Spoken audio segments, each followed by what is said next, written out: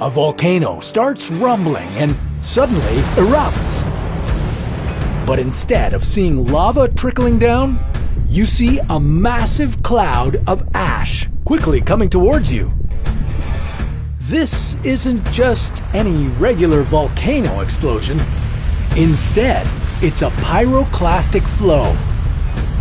It can wipe out entire cities in minutes, killing thousands of people. And now, one is coming for you. Here's how to survive a pyroclastic flow. Every time a volcano erupts, there's a chance of a pyroclastic flow. It can happen when a volcano is damaged during an eruption or the lava shoots upwards and then collapses. When this happens, a massive avalanche of smoke comes tumbling down the volcano. It's made of ash, rocks, and poisonous gases that can move up to 700 kilometers per hour. I know, the odds of surviving this episode may seem impossible, but believe it or not, people have managed to survive a pyroclastic flow. What can you wear to help you survive? Where is the safest place to find shelter? And how have people survived this before? Number 1, evacuate as quickly as possible. If you're near an active volcano and you see a pyroclastic flow, you need to start moving immediately. Hop in your car and follow the evacuation instructions.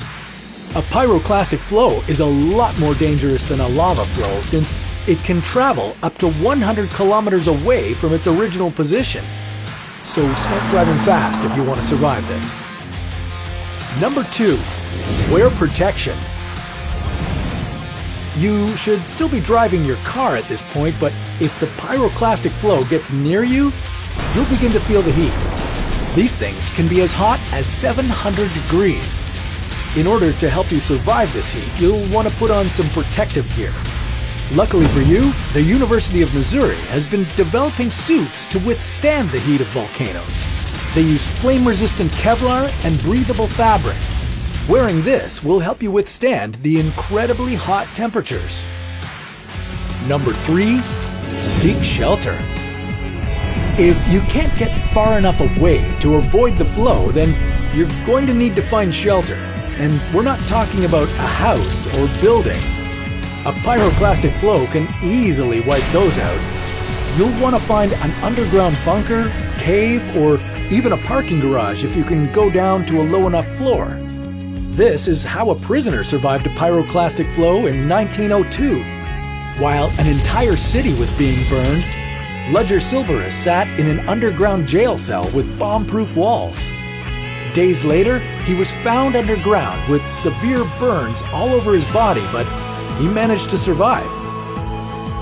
Although this won't completely protect you from the heat and the gases, it's still your best strategy for staying alive.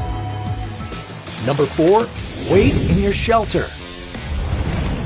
While you're in your shelter, your first instinct may be to hop out quickly. After all, being inside this shelter will be incredibly hot, and there's a chance that ash can leak in, making it difficult to breathe.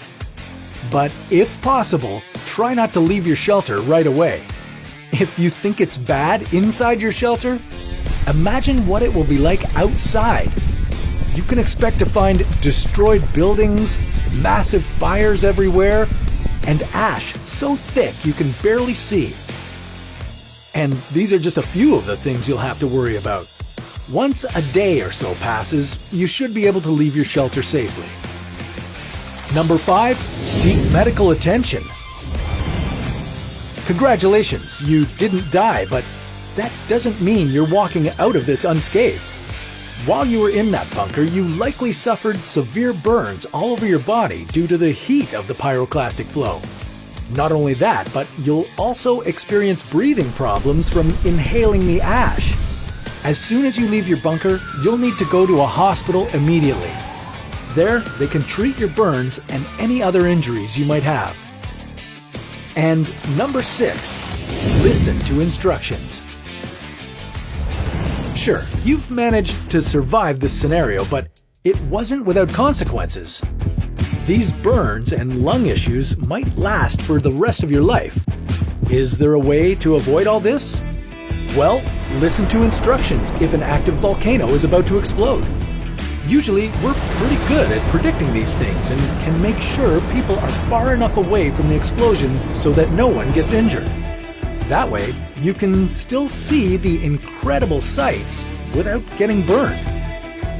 Now that you've managed to survive this, why don't you try surviving a tsunami? Don't worry, we'll be here to walk you through it on how to survive. Don't forget to follow if you liked this episode. And if you are in danger or think you might have an emergency, call your doctor, an ambulance, or the police immediately.